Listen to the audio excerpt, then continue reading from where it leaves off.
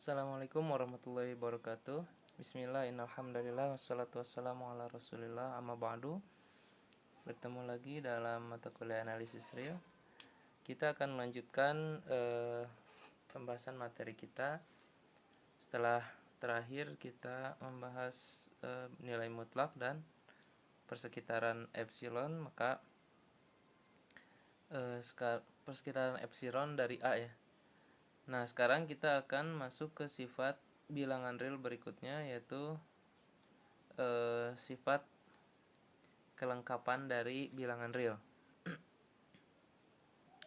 Jadi 3 sifat utama ini yaitu sifat aljabar, sifat keterurutan bilangan real. Sifat aljabar itu sifat lapangannya bilangan real gitu ya. Kemudian sifat keterurutan bilangan real dan sifat kelengkapan bilangan real ini merupakan 3 sifat utama. Nah, disebut sifat kelengkapan karena melengkapi 2 sifat sebelumnya.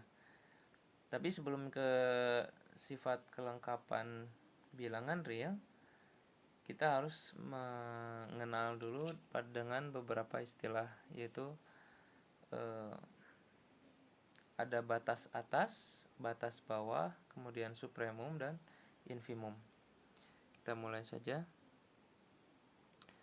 Jadi kita definisikan dulu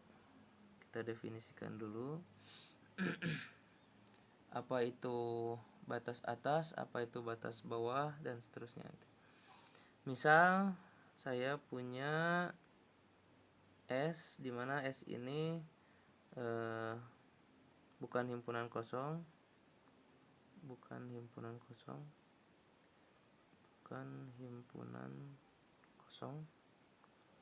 dengan S subset dari R. Yang dimaksud dengan terbatas atas, jadi misalnya S dikatakan terbatas ke atas itu jika ada misalnya U gitu ya. Jika ada U anggota R sedemikian hingga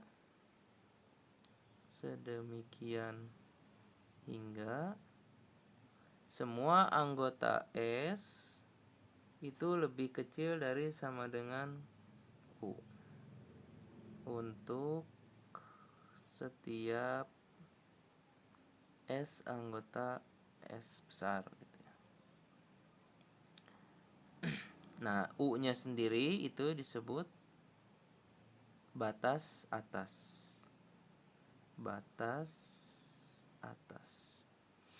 Jadi suatu himpunan bagian dari R itu disebut terbatas ke atas jika ada anggota bilangan real sehingga semua anggota S itu lebih kecil darinya, dan U-nya itu disebut batas atas.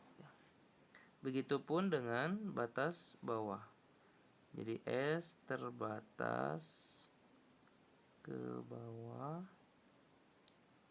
jika ada misalnya W anggota R sedemikian hingga W itu lebih kecil dari sama dengan S untuk setiap S anggota S. Kalau tadi ini semua anggota S-nya lebih kecil dari U, kalau ini semua anggota S-nya lebih besar dari W. Itu bedanya. W-nya disebut batas bawah. Dan yang terakhir, kalau misalnya suatu himpunan itu terbatas ke atas dan terbatas ke bawah, maka himpunan tersebut dikatakan terbatas. Jadi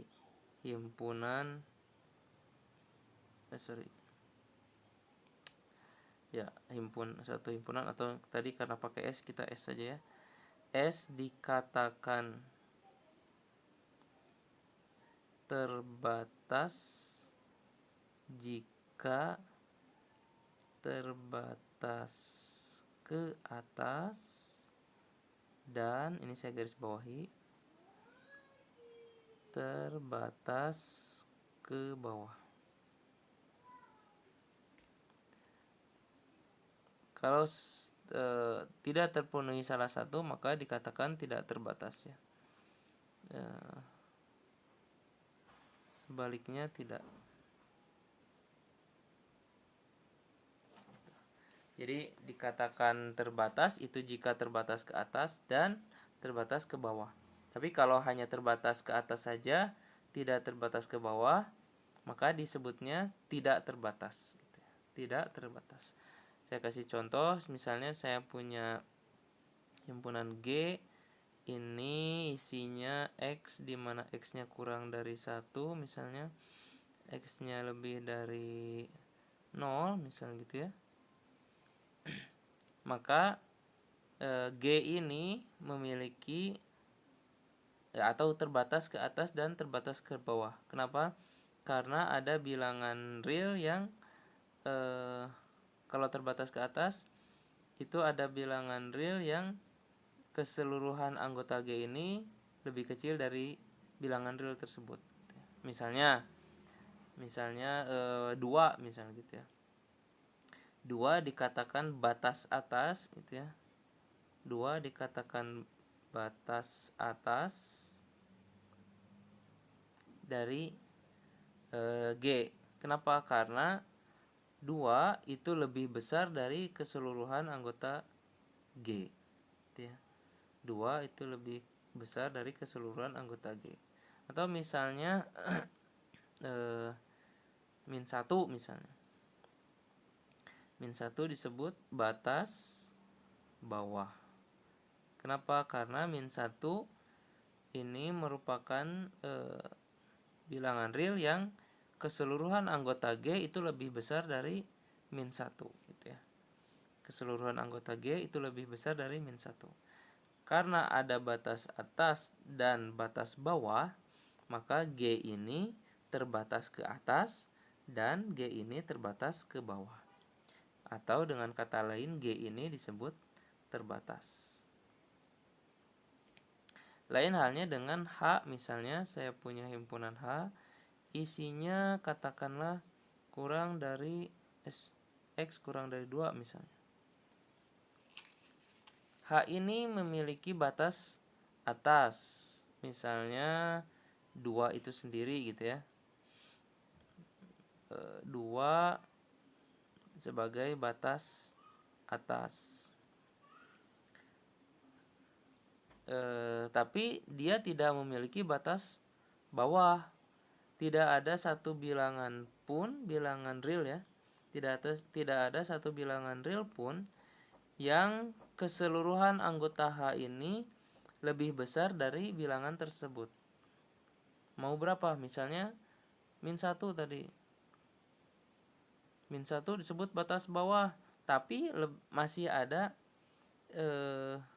anggota H yang lebih kecil dari min 1. Jadi min 1 bukan batas bawah. Jadi H ini tidak terbatas ke bawah. Jadi dia hanya terbatas ke atas. H ini terbatas ke atas tapi tidak terbatas ke bawah. Jadi H ini disebut tidak terbatas. Tidak terbatas. Oh ya, batas atas dan batas bawah itu tidak hanya satu, bisa lebih dari satu. Asalkan terpenuhi syarat di definisi ini. Misalnya G ini tadi kita punya 2 sebagai batas atas dari G. Tapi 1 juga bisa sebagai batas atas dari G. 1 juga batas atas dari G. Kenapa? Karena 1 itu lebih besar dari keseluruhan anggota G. Jadi batas atas dari satu himpunan itu tidak hanya 1 sebenarnya. Bisa lebih dari 1. Begitupun batas bawah. Baik, kita lanjutkan. Setelah kita mengenal batas atas, ada istilah yang lebih khusus dari batas atas, yaitu supremum dan infimum. Kita definisikan dulu. Misal masih menggunakan S ya. S ini bukan himpunan kosong dan S subset dari bilangan real.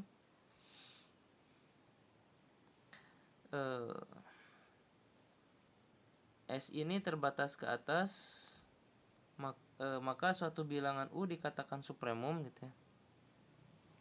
Jadi misalnya S-nya terbatas ke atas, jadi terbatas ke atas. Maka U dikatakan supremum atau batas atas terkecil. U dikatakan supremum atau batas atas terkecil jika memenuhi dua syarat. U dikatakan supremum atau batas atas terkecil dari S, supremum dari S. Atau bisa ditulis U sama dengan supremum S gitu ya. Jika memenuhi dua syarat. Satu, U adalah batas atas dari S. Kemudian yang kedua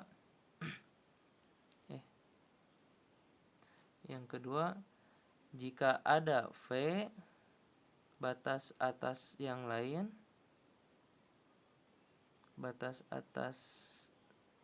dari S, maksudnya selain U gitu ya, maka V ini harus lebih besar dari S atau U lebih kecil dari sama dengan V. Nah, dua syarat ini harus terpenuhi agar si U ini disebut supremum. Begitupun dengan infimum sama ya. Infimum S, syaratnya S terbatas ke bawah. Maka kalau tadi U berarti sekarang W dikatakan infimum. Saya langsung saja ya. Tapi ya, W infimum dikatakan infimum. Infimum itu batas bawah terbesar dari S. Atau bisa ditulis W sama dengan infimum S jika memenuhi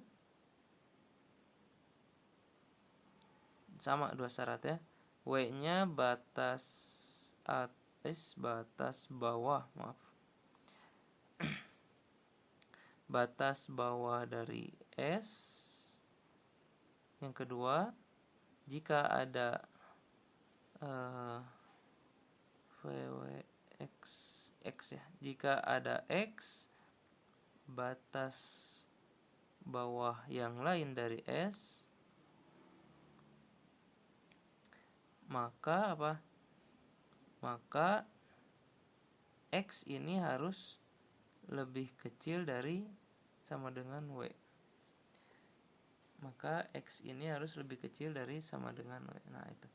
Jadi dua syarat ini harus terpenuhi agar U disebut supremum dan W disebut infimum. Oke, selanjutnya yang perlu diketahui adalah tidak semua himpunan bagian dari bilangan real itu memiliki supremum. Syaratnya dia setidaknya harus memiliki batas atas. Jika ingin dikatakan mempunyai supremum, maka setidaknya syaratnya dia harus memiliki batas atas atau himpunan tersebut harus terbatas ke atas. Nah, selain itu maka harus dibuktikan bahwa setiap batas atas yang lain itu lebih kecil dari supremum. Nah, kita lanjutkan ke beberapa teorema. Jadi akibat dari definisi-definisi ini ada beberapa teorema. Yang pertama,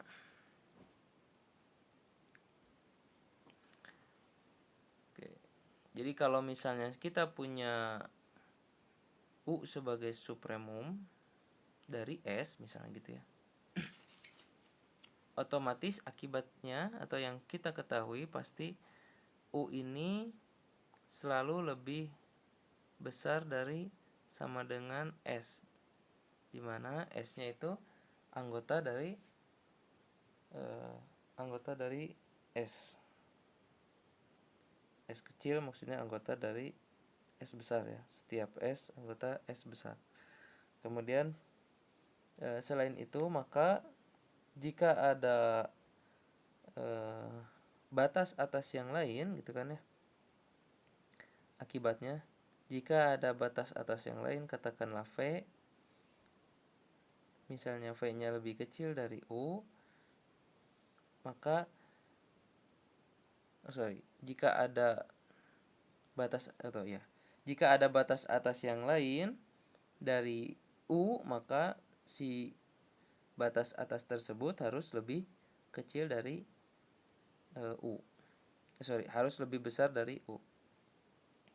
Nah, kemudian selain itu, jika U sebagai supremum S, maka kalau ada satu bilangan yang lebih kecil dari U,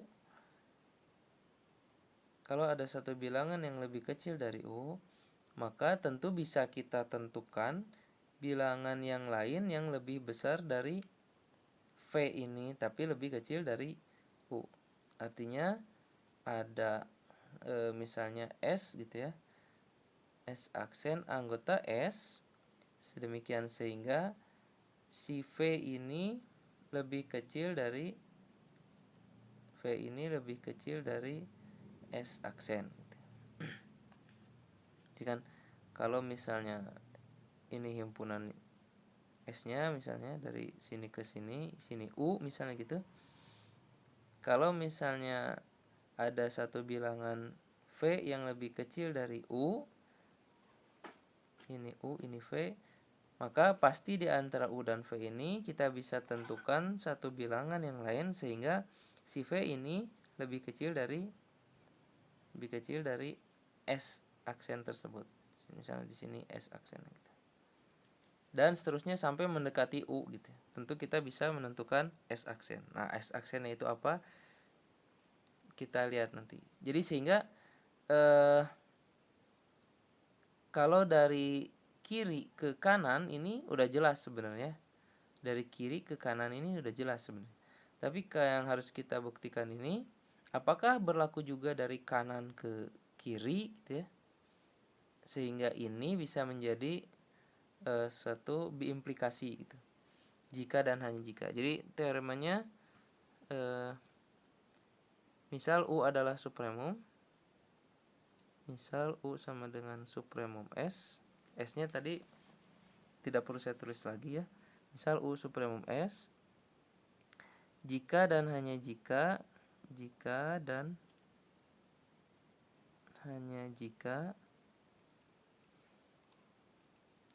satu U lebih besar dari sama dengan S atau S lebih kecil dari sama dengan U, sama saja untuk setiap S anggota S. Kemudian yang kedua, jika saya punya V satu bilangan yang lebih kecil dari U, maka terdapat S aksen anggota S, sedemikian sehingga si V ini lebih kecil dari S aksen. Jika dan hanya jika ya. Jadi tadi kalau dari kiri ke kanan tuh jelas sebenarnya. Dari kiri ke kanannya, ini buktinya. Dari kiri ke kanannya sebenarnya sudah jelas. Jadi karena kiri ke kanan itu berarti U-nya supremum S ya. Karena U supremum S, otomatis poin 1 ini sudah terbukti ya. Karena U sama dengan supremum S, maka ini S itu pasti lebih kecil dari U untuk setiap S anggota S.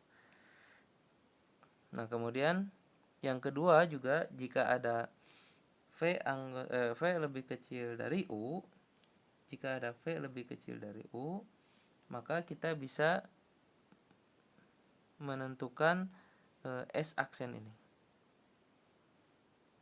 Oke, misal yang pertama sudah, misal V lebih kecil dari U. Jadi misal saya punya V gitu ya, saya punya V yang lebih kecil dari U. Kalau V-nya lebih kecil dari U dan U-nya ini supremum S, maka maka V pasti anggota S ya. Maka V pasti anggota S. Kemudian S aksennya mana? Ya tinggal kita pilih saja, pilih S aksen sama dengan V plus U per 2. Sehingga apa? Sehingga si V ini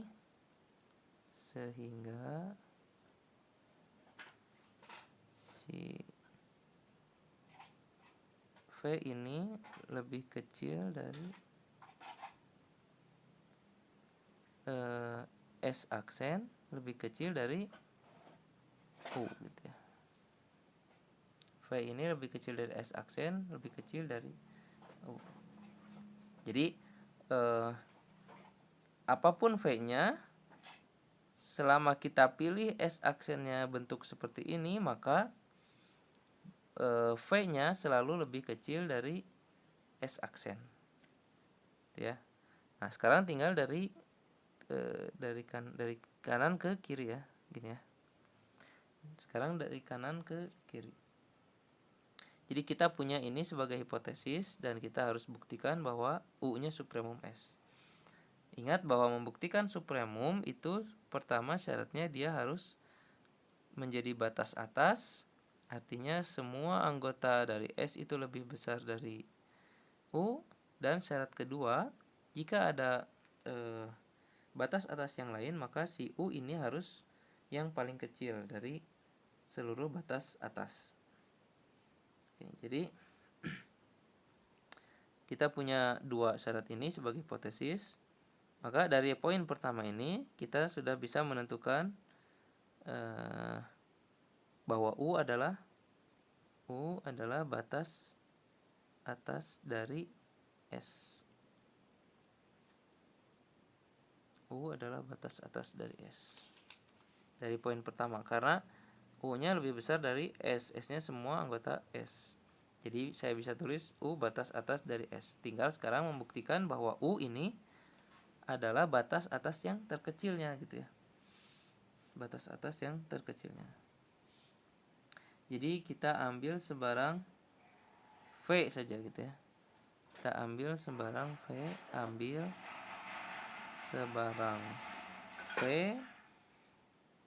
yang menjadi batas atas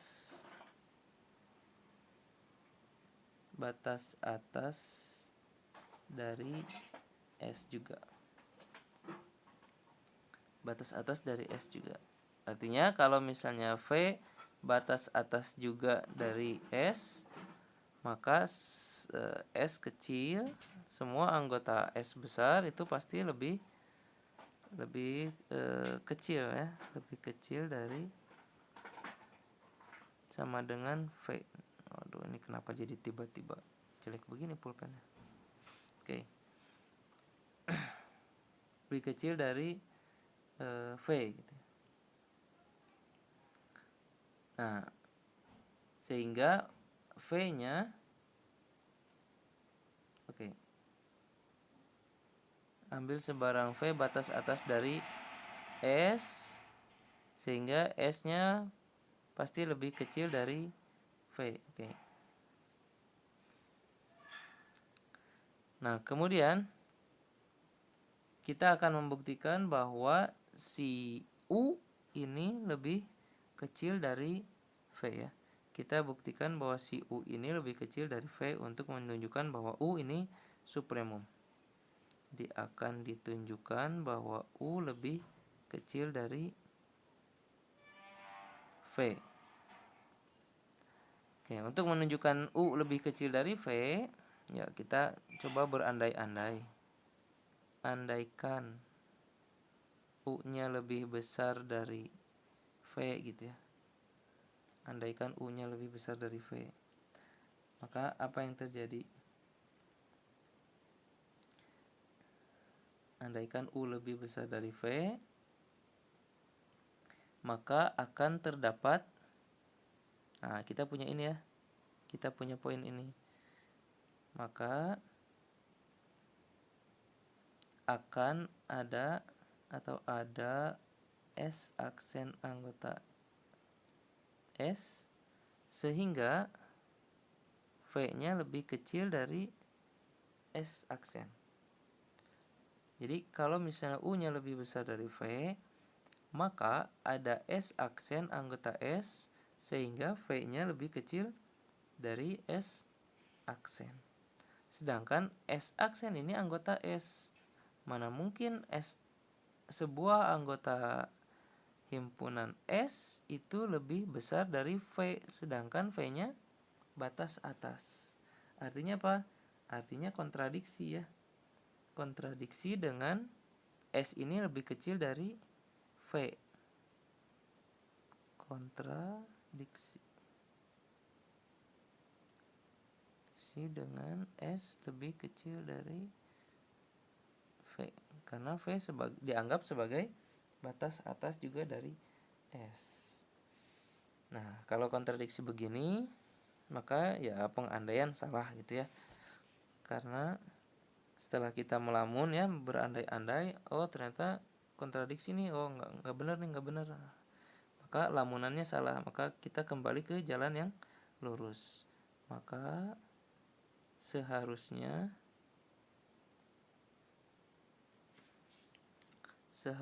bukan U lebih besar dari V, tapi V lebih besar dari U gitu ya. Atau U lebih kecil dari V. Sehingga ya terbukti ya yang akan kita tunjukkan tadi bahwa U lebih kecil dari V. Sehingga U supremum dari S. Nah, gitu ya. Kemudian satu teorema lagi sebelum ke sifat kelengkapan bilangan real.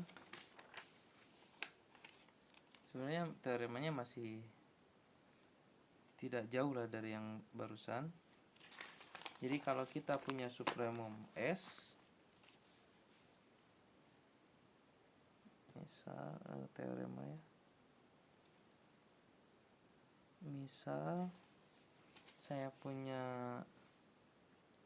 U supremum S, misal saya punya U supremum S. Nah, kalau misalnya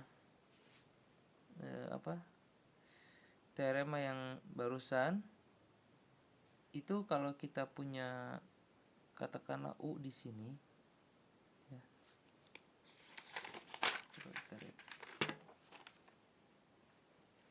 Nah, jika U supremum S gitu ya, kalau ada V kalau ada V yang lebih kecil dari U, itu pasti ada S aksen anggota S sedemikian sehingga V-nya itu kurang dari S aksen. Jadi ya, kalau misalnya katakanlah si V-nya itu di sini gitu ya, itu pasti selalu ada S aksen di sini gitu ya. Kalau ini supremumnya, ini suatu bilangan yang lebih kecil dari U, yang mendekati U, tapi kita selalu mendapatkan S aksen yang lebih besar dari V. Nah, ini juga sejalan kalau misalnya kita berpikir bahwa kedekatan si V dengan U itu sebesar epsilon. U dengan V ini misalnya katakanlah sebesar epsilon. Jadi epsilon dengan epsilon lebih besar dari 0 tentunya. Jadi si posisi V ini sebagai U dikurangi epsilon. Jadi U dikurangi epsilon di sini, selalu kita bisa mendapati S aksen di sini. Kemudian U-nya di sini. Jadi misal saya punya U sebagai supremum S. Ini jika dan hanya jika untuk setiap epsilon gitu ya, untuk setiap epsilon yang lebih besar dari 0 terdapat S epsilon yang merupakan anggota S sedemikian sehingga U min epsilonnya lebih kecil dari S epsilon. Nah gitu ya. Jadi hampir sama sebenarnya, hampir sama. Tapi kita harus membuktikan hal ini berlaku sebaliknya gitu ya. Kalau kita punya kondisi seperti ini, maka ini harus terpenuhi. Jadi kalau tadi dari kiri ke kanan itu kan logis ya, maksudnya ya memang begitulah gitu. Tapi kalau dari kanan ke kiri apakah berlaku juga atau tidak gitu. Oke, dari kiri ke kanannya, jadi kalau misalnya U supremum maka berlaku ini ya. Jadi U supremum dari S. Kalau U supremum dari S dan saya punya epsilon yang lebih besar dari 0 gitu ya. Kemudian kita tahu bahwa U dikurangi epsilon itu pasti lebih kecil dari U kan. U dikurangi epsilon itu pasti lebih kecil dari U. Artinya apa? Artinya bahwa U min epsilon ini pasti bukan batas atas. Bukan batas atas. Kalau bukan batas atas dari S maksudnya, pasti ada bilangan lain gitu ya. Pasti ada bilangan lain S epsilon ini yang lebih besar dari U min epsilon tersebut kan ya. Di sini sehingga pasti ada S epsilon di mana epsilon ini lebih besar dari U min epsilon. Nah, ini juga bisa kita gunakan teorema yang sebelumnya yang tadi ya. Jadi kalau misalnya ada suatu bilangan yang lebih kecil dari U, nah teorema yang tadi yang ini, jika ada satu bilangan yang lebih kecil dari U, pasti ada bilangan S aksen anggota S gitu ya. Sehingga bilangan yang tadi si V ini pasti lebih kecil dari S aksen. Dengan kondisi ini maka U-nya supremum S.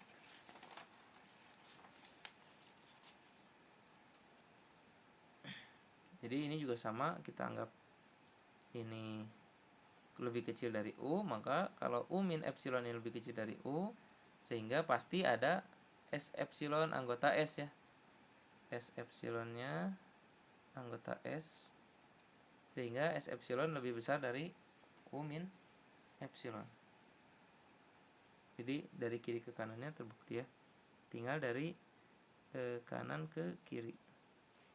Dari kanan ke kirinya kita punya kondisi seperti ini dan harus kita buktikan bahwa U supremum S. Ingat bahwa membuktikan U merupakan supremum S, dua syaratnya, dia harus terbatas, dia harus menjadi batas atas dari S, dan yang kedua jika ada batas atas yang lain maka dia harus lebih kecil dari U ya. Nah oke. Misalkan U batas atas dari S, batas atas dari S. Kalau U batas atas dari S, kemudian kita ambil sebarang, kemudian kita ambil sebarang V anggota R ya, kita acak aja, kita ambil V anggota R misalnya gitu, dengan ketentuan bahwa V-nya lebih kecil dari U gitu. Ambil sebarang V anggota R dengan V lebih kecil dari U. Nah, kita mau buktikan nih apakah si V yang lebih kecil dari U ini merupakan batas atas dari S juga gitu. Kalau misalnya batas atas dari S juga, maka si V ini si U ini bukan supremum. Tapi yang akan kita tunjukkan adalah kita akan menunjukkan bahwa si V ini bukan batas atasnya. Jadi akan ditunjukkan bahwa V ini bukan batas atas dari S gitu ya. Ya, dengan mudah kita tinggal pilih saja. Pilih epsilonnya sama dengan U min V gitu. U min V. Nah, kalau misalnya sudah seperti ini, tinggal kita gunakan saja sifat yang ada di hipotesis ini, karena kita dari kanan ke kiri ya. Kita punya U min V-nya, kita punya U min epsilonnya kurang dari S epsilon. U min epsilon kurang dari S epsilon. Dan kita sudah memilih bahwa epsilonnya ini U min V misalnya. Jadi kita punya U min V kurang dari S epsilon. Oke, ini jadi tinggal tersisa V kurang dari S epsilon. Dengan S epsilon ini anggota himpunan S. Nah, dari sini diketahui bahwa V itu ternyata masih lebih kecil dari S epsilon ya. Tadi kalau digambar tuh si V-nya di sini, S epsilon di sini, U di sini. Nah, ternyata posisinya begini. U-nya lebih besar dari V. Bukan U-nya lebih V-nya tidak menjadi yang lebih besar dari semua anggota S gitu ya. Tidak menjadi batas atas dari anggota S, tapi dia lebih kecil malah dari anggota S itu sendiri. Jadi V-nya bukan batas atas dari S, sehingga V bukan batas atas dari S. Kalau bukan batas atas dari S, ya jelas karena U yang menjadi batas atas dari S, ya U lah yang maka U supremum S. Nah, itu. Jadi dari kiri ke kanan dan dari kanan ke kiri sudah. Oke.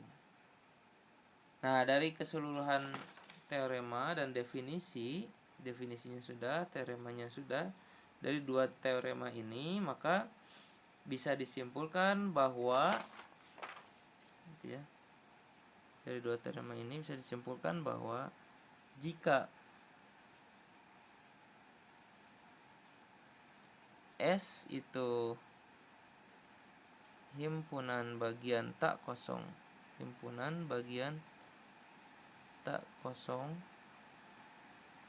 dari R yang mempunyai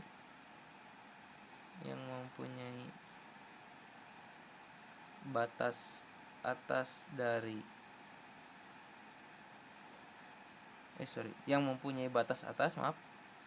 jika S himpunan bagian tak kosong dari R yang mempunyai batas atas, maka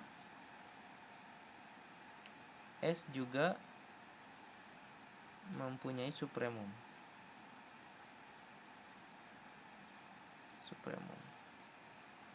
Nah, inilah yang disebut sifat kelengkapan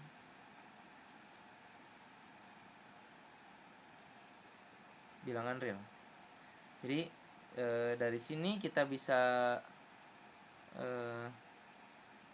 menghukumi bahwa kalau misalnya himpunan bagian dari bilangan real mempunyai batas atas, otomatis dia juga akan memiliki supremum. otomatis dia juga akan memiliki supremum. Jadi punya batas atas itu pasti punya supremum. Begitupun sebaliknya ya, kalau punya supremum ya otomatis dia punya batas atas. Jadi bolak-balik, punya batas atas pasti punya supremum. Kalau punya supremum pasti juga punya batas atas. Nah, ini berlaku di bilangan real. Makanya menjadi sifat kelengkapan bilangan real. Oke, kita cukupkan saja pertemuan kali ini. Jika ada yang ditanyakan silahkan. Kita tutup dulu. Subhanakallahumma bihamdika asyhadu an la ilaha illa anta astaghfiruka wa atubu ilaik. Assalamualaikum warahmatullahi wabarakatuh.